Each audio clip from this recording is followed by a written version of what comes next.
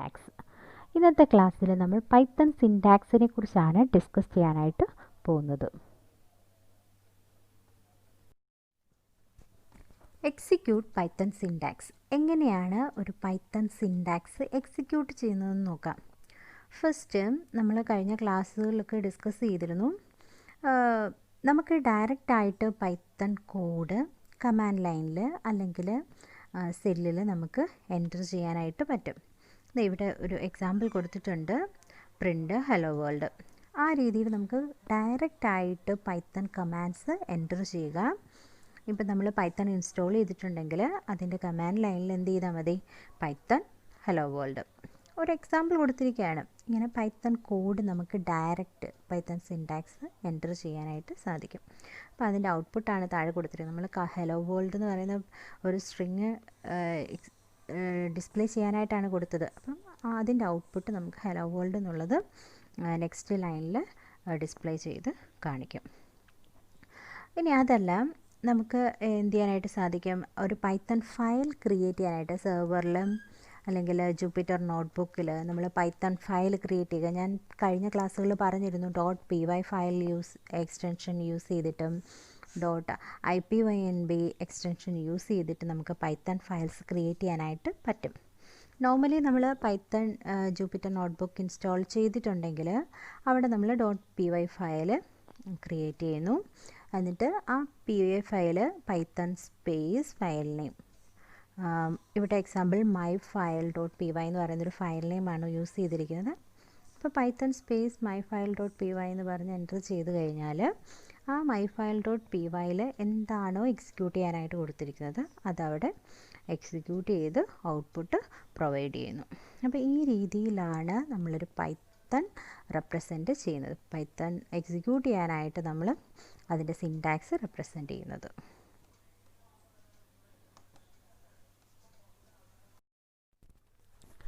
Next Python indentation.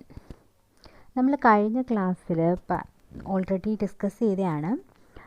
നമ്മളൊരു scope of loops classes represent ചെയ്യാനായിട്ട് മറ്റ് ലാംഗ്വേജസിൽ നമ്മൾ കേർലി ബ്രേസസ് അല്ലെങ്കിൽ കേർലി ബ്രാക്കറ്റ്സ് യൂസ് ചെയ്യുന്നു എന്ന് പറഞ്ഞു. പക്ഷേ ഇൻ പൈത്തൺ പ്രോഗ്രാമിംഗ് ലാംഗ്വേജ് നമ്മൾ ഇൻഡൻറ്റേഷനാണ് സ്കോപ്പ് റെപ്രസെൻറ്റ് ചെയ്യാനായിട്ട് യൂസ് ചെയ്യുന്നത്. നോക്കിയേ, ഇവിടെ എന്താ പറഞ്ഞിരിക്കുന്നത്, indentation refers to the spaces at the beginning of a code line. നമുക്കറിയാം എന്താണ് ഇൻഡൻറ്റേഷൻ എന്നുള്ളത്. നമ്മളൊരു കോഡ് ലൈൻ കൊടുക്കുമ്പം അതിൻ്റെ സ്റ്റാർട്ടിങ്ങിൽ അതിൻ്റെ ബിഗിനിങ്ങിൽ കൊടുക്കുന്ന സ്പേസസിനെയാണ് നമ്മൾ ഇൻഡൻറ്റേഷൻ എന്ന് റെഫർ ചെയ്യുന്നത്. ഇനി where in other programming languages indentation in code is for readability. നമ്മൾ മറ്റ് പ്രോഗ്രാമിംഗ് ലാംഗ്വേജസിൽ ഇൻഡൻറ്റേഷൻ നോർമലി കൊടുക്കും ജസ്റ്റ് റീഡബിലിറ്റിക്ക് വേണ്ടി മാത്രമാണ്. ആ സ്പേസൊക്കെ അഡ്ജസ്റ്റ് ചെയ്ത് കൊടുക്കും. നമ്മൾ ഇൻഡൻറ്റേഷൻ പ്രൊവൈഡ് ചെയ്ത് കൊടുക്കാറുണ്ട് അതിൻ്റെ ഒരു സ്റ്റൈലിന് വേണ്ടി. ജസ്റ്റ് റീഡബിലിറ്റിക്ക് വേണ്ടി മാത്രമായിട്ടാണ് നമ്മൾ റെപ്രസെൻറ്റ് ചെയ്യുന്നത്. നമുക്ക് പെട്ടെന്ന് ആ കോഡുകൾ ഐഡൻറ്റിഫൈ ചെയ്യാനായിട്ട് നമുക്കത് യൂസ് ചെയ്യാം.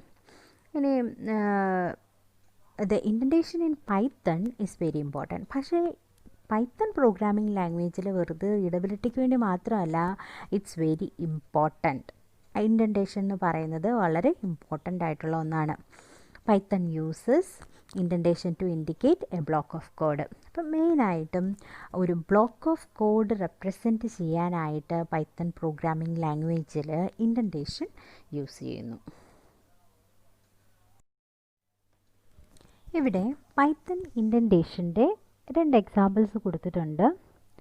ഫസ്റ്റ് വണ്ണിൽ അവിടെ സ്പേസ് കൊടുത്തിട്ടുണ്ട്. if I greater than 2 there is a space as indentation, print 5 is greater than 2.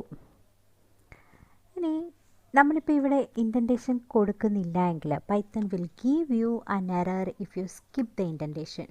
അപ്പോൾ പൈത്തൺ ഇൻഡൻറ്റേഷൻ നമ്മൾ പ്രൊവൈഡ് ചെയ്യുന്നില്ല എങ്കിൽ പൈത്തൺ എന്ത് ചെയ്യും, എറർ പ്രൊവൈഡ് ചെയ്യും, അവിടെ എറർ തരുന്നു. ഒരു എക്സാമ്പിൾ താഴെ കൊടുത്തിട്ടുണ്ട്. നമ്മൾ ആ മേളിൽ കൊടുത്ത എക്സാമ്പിൾ തന്നെയാണ് താഴെ സ്പേസ് റെപ്രസെൻറ്റ് ചെയ്തിരിക്കുന്നത്. പക്ഷേ അവിടെ എന്ത് കൊടുക്കുന്നില്ല, ഇൻഡൻറ്റേഷൻ പ്രൊവൈഡ് ചെയ്തിട്ടില്ല. നോക്കിയേ, ഇപ്പം if I greater than 2 ആ സെയിം സ്പേസ് തന്നെയാണ് നമ്മൾ താഴെ കൊടുത്തിരിക്കുന്നത്.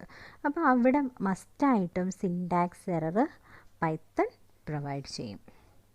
സോ ഇവിടെ നമ്മൾ റെപ്രസെൻ്റ് ചെയ്തിരിക്കുന്ന ഒരു കണ്ടീഷണൽ സ്റ്റേറ്റ്മെൻ്റ് ആണ്. അപ്പം കണ്ടീഷണൽ സ്റ്റേറ്റ്മെൻറ്റിനകത്ത് ബ്ലോക്ക് ഓഫ് സ്റ്റേറ്റ്മെൻറ്റ്സ് റെപ്രസെൻ്റ് ചെയ്യുമ്പോൾ മസ്റ്റായിട്ട് നമ്മൾ എന്ത് ചെയ്യണം? ഇൻഡൻറ്റേഷൻ പ്രൊവൈഡ് ചെയ്യുക. Otherwise Python will give error. ഇനി ഇൻഡൻറ്റേഷനിൽ നമ്മൾ എത്ര നമ്പർ ഓഫ് സ്പേസസ് ആണ് പ്രൊവൈഡ് ചെയ്യേണ്ടത്? The number of spaces is up to you as a programmer. ഒരു പ്രോഗ്രാമർ എന്നുള്ള നിലയിൽ അത് നമ്മൾ ആ പൈത്തൺ പ്രോഗ്രാമിംഗ് യൂസ് ചെയ്യുന്ന ആൾക്കാരാണ് എത്ര സ്പേസ് വേണം എന്നുള്ളത് ഡിസൈഡ് ചെയ്യുന്നത്. But it has to be at least 1. നമുക്ക് പ്രോഗ്രാമേഴ്സ് എന്നുള്ള നിലയിൽ എത്ര വേണമെങ്കിലും സ്പേസ് പ്രൊവൈഡ് ചെയ്യാം, 1 tab space or. But minimum space എന്ന് പറയുന്നത് അറ്റ്ലീസ്റ്റ് 1 സ്പേസ് എങ്കിലും ഇൻഡൻറ്റേഷൻ പ്രൊവൈഡ് ചെയ്തിരിക്കണം. കഴിഞ്ഞ സ്ലൈഡിൽ നമ്മൾ പറഞ്ഞു പ്രോഗ്രാമേഴ്സിന് നമ്പർ ഓഫ് സ്പേസസ് എന്ന് പറയുന്നത് ഡിസൈഡ് ചെയ്യാനായിട്ട് പറ്റുമെന്ന്. പക്ഷേ നമ്മളിപ്പം ഒരു ഇൻഡൻറ്റേഷൻ പ്രൊവൈഡ് ചെയ്താൽ, ഒരു ബ്ലോക്ക് ഓഫ് കോഡിന് ഒരു ഇൻഡൻറ്റേഷൻ പ്രൊവൈഡ് ചെയ്താൽ മസ്റ്റായിട്ടും അതിലുള്ള എല്ലാ കോഡ്സിനും സെയിം നമ്പർ ഓഫ് സ്പേസസ് തന്നെ ആയിരിക്കണം ഇൻഡൻറ്റേഷനായിട്ട് കൊടുക്കേണ്ടത്. അല്ലെങ്കിൽ എന്ത് ചെയ്യും? മസ്റ്റായിട്ടും അവിടെ സിൻടാക്സ് എറർ പ്രൊവൈഡ് ചെയ്യും. താഴെ തന്നിരിക്കുന്നൊരു എക്സാമ്പിൾ നോക്കി. ഇഫ് ഐ ഗ്രേറ്റർ ദാൻ 2 ഈ കണ്ടീഷണൽ സ്റ്റേറ്റ്മെൻറ്റിൽ നമ്മൾ 2 പ്രിൻറ്റ് സ്റ്റേറ്റ്മെൻറ്റ്സ് കൊടുത്തിട്ടുണ്ട്. അതിനകത്ത് 2 കോഡാണുള്ളത്. അപ്പോൾ ഈ 2 കോഡും സെയിം ബ്ലോക്ക് ഓഫ് കോഡിനകത്തുള്ള കോഡാണ്. പക്ഷേ അവിടുത്തെ സ്പേസസ് എന്താണ്? ഡിഫറെൻറ്റ് ഇൻഡൻറ്റേഷനാണ് അതിൽ പ്രൊവൈഡ് ചെയ്തിരിക്കുന്നത്. അതുകൊണ്ട് മസ്റ്റായിട്ടും ഈ ഒരു കോഡ് നമ്മൾ എൻ്റർ ചെയ്ത് എക്സിക്യൂട്ട് ചെയ്യുമ്പം അവിടെ എറർ ഡിസ്പ്ലേ ചെയ്യും. So we should give the same number of spaces in the same block of code. Next, Python variables. എങ്ങനെയാണ് പൈത്തൺ വേരിയബിൾസ് റെപ്രസെൻ്റ് ചെയ്യുന്നത്? നമ്മൾ നോർമലി ഒരു പ്രോഗ്രാമിംഗ് ലാംഗ്വേജിൽ വേരിയബിൾസ് കൊടുക്കുമ്പം എന്ത് ചെയ്യാറുണ്ട്? അതിനെ ഡിക്ലെയർ ചെയ്യാറുണ്ട്. ഇപ്പോൾ C++, ജാവ ഈ പ്രോഗ്രാമിങ്ങിലൊക്കെ നമ്മൾ ചെയ്യുമ്പം ആ പ്രോഗ്രാമിംഗ് ലാംഗ്വേജസ് യൂസ് ചെയ്യുമ്പം നമ്മൾ ആ പ്രോഗ്രാം അതിൻ്റെ വേരിയബിൾസ് ഏത് ടൈപ്പാണെന്ന് ഡിക്ലെയർ ചെയ്യും. അതിന് കറക്റ്റായിട്ട് വേരിയബിൾസിന് അലോക്കേറ്റ് ചെയ്യാനായിട്ടാണ് നമ്മളങ്ങനെ ചെയ്യുന്നത്. പക്ഷേ in Python programming language variables are created when you assign a value to it. അപ്പം നമ്മൾ പൈത്തണിൽ ഒരു വാല്യൂ ആ വേരിയബിളിന് അസൈൻ ചെയ്യുമ്പോൾ മാത്രമേ വേരിയബിൾസ് ക്രിയേറ്റ് ചെയ്യുന്നുള്ളൂ. അല്ലാതെ നമ്മൾ മറ്റ് ലാംഗ്വേജസിൽ ചെയ്യുന്നത് പോലെ ആദ്യമേ വേരിയബിൾസിന് എന്ത് ചെയ്യുന്നില്ല? ഡിക്ലെയർ ചെയ്യുന്നില്ല. എപ്പോഴാണോ നമ്മൾ വാല്യൂ അസൈൻ ചെയ്യുന്നത് ആ ടൈമിൽ നമുക്ക് എന്ത് ചെയ്യാൻ പറ്റും? വേരിയബിൾസ് ക്രിയേറ്റ് ചെയ്യുന്നു. Then Python has no command for declaring a variable. നമ്മൾ വേരിയബിൾസ് ഡിക്ലെയർ ചെയ്യാനായിട്ട് പൈത്തൺ പ്രോഗ്രാമിംഗ് ലാംഗ്വേജിൽ കമാൻഡ്സ് ഇല്ല. അതിൻ്റെ ആവശ്യം അവിടെ വരുന്നില്ല. ഒരു വേരിയബിൾ ക്രിയേറ്റ് ചെയ്യുന്നത് എപ്പോഴാണോ അതിൻ്റെ വാല്യൂ അസൈൻ ചെയ്യുന്നത് ആ ടൈമിലാണ് വേരിയബിൾസ് ക്രിയേറ്റ് ചെയ്യുന്നത്. ഇവിടെ 2 എക്സാമ്പിൾസ് കൊടുത്തിട്ടുണ്ട്.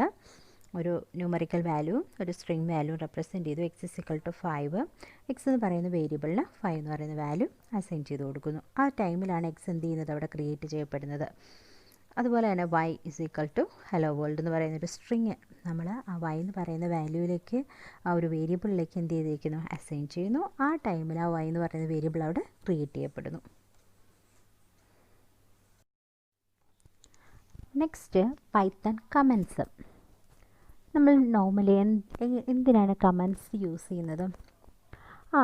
ആ ഒരു പ്രോഗ്രാമിംഗ് ലാംഗ്വേജിൽ അതെന്താണെന്ന് നമ്മൾ എന്തിനാണ് പ്രൊവൈഡ് ചെയ്തിരിക്കുന്നത് അതിനെക്കുറിച്ച് കോഡ് എക്സ്പ്ലെയിൻ ചെയ്യാൻ വേണ്ടി നമ്മൾ കമൻസ് റെപ്രസെൻ്റ് ചെയ്യാറുണ്ട്. അതിൻ്റെ ആ ഒരു കോഡ് നമുക്ക് കുറേ കൂടി റീഡബിൾ ആക്കാനായിട്ടാണ് നമ്മളത് ചെയ്യുന്നത്. നോക്കിയേ, ഇവിടെ പൈത്തൺ കമൻസ് എന്തിനു വേണ്ടിയാണ് യൂസ് ചെയ്യുന്നത്? Comments can be use to explain Python code. Python code explain ചെയ്യാനായിട്ട് കമൻസ് യൂസ് ചെയ്യാം. To make the code more readable, നമുക്ക് ആ കോഡ് എന്ന് പറയുന്നത് കുറേ കൂടെ റീഡബിൾ ആക്കാൻ വേണ്ടി കമൻസ് യൂസ് ചെയ്യുന്നു. And to prevent execution when testing code. അതുപോലെ ഇപ്പോൾ ചില കോഡ്സ് നമ്മൾ ടെസ്റ്റ് ചെയ്യുന്ന ടൈമിൽ ഓൾറെഡി ഏതെങ്കിലും കോഡ് അതിനകത്തുണ്ടെങ്കിൽ അതിനെ നമുക്ക് എന്ത് ചെയ്യാം? കമൻറ്റ് ചെയ്യുകയാണെങ്കിൽ ആ കോഡ് എക്സിക്യൂട്ട് ചെയ്യത്തില്ല. അതിനെ എക്സിക്യൂട്ട് ചെയ്യാതെ പ്രിവെൻറ്റ് ചെയ്യാനായിട്ട് നമ്മൾ എന്ത് യൂസ് ചെയ്യുന്നു? കമാൻഡ്സ് പൈത്തണിൽ യൂസ് ചെയ്യുന്നു. Next, creating A comment in Python. ഒരു പൈത്തൺ കമൻറ്റ് എങ്ങനെയാണ് ക്രിയേറ്റ് ചെയ്യുന്നതെന്ന് നോക്കാം. Comment starts with a hash and Python will ignore dum. നമ്മൾ കമൻറ്റ്സ് സ്റ്റാർട്ട് ചെയ്യുന്നത് ഹാഷ് സിമ്പിൾ യൂസ് ചെയ്തിട്ടാണ്. അപ്പോൾ പൈത്തൺ കമൻറ്റ്സ് സ്റ്റാർട്ട് ചെയ്യുന്നത് ഹാഷ് സിമ്പിൾ വെച്ചിട്ടാണ്. നോക്കി, ഒരു എക്സാമ്പിൾ കൊടുത്തിട്ടുണ്ട്. Hash this is A comment print hello world. അപ്പം ആ ഒരു കമൻറ്റ് ഇപ്പോൾ എന്താണോ കമൻറ്റ് നമ്മൾ കൊടുക്കാൻ ഉദ്ദേശിക്കുന്നത്, അപ്പോൾ ആ കമൻറ്റ് റെപ്രസെൻറ്റ് ചെയ്യുന്നതിന് മുമ്പ് അതിൻ്റെ ബിഗിനിങ്ങിൽ ഹാഷ് സിമ്പിൾ കൊടുത്തു കഴിഞ്ഞാൽ അത് എന്തായിട്ട് മാറും? കമൻ്റായിട്ട് മാറും. അപ്പോൾ ആ ഹാഷ് സിമ്പിളിന് ശേഷം വരുന്ന കോഡ് എന്താണോ, ടെക്സ്റ്റാണോ, എന്ത് തന്നെ ആയിരുന്നാലും അതിനെ പൈത്തൺ എന്ത് ചെയ്യത്തില്ല? എക്സിക്യൂട്ട് ചെയ്യത്തില്ല, അതിനെ ഇഗ്നോർ ചെയ്യും. അപ്പോൾ ഇങ്ങനെയാണ് നമ്മളൊരു സിംഗിൾ കമൻറ്റ്സ് പൈത്തണിൽ റെപ്രസെൻറ്റ് ചെയ്യുന്നത്.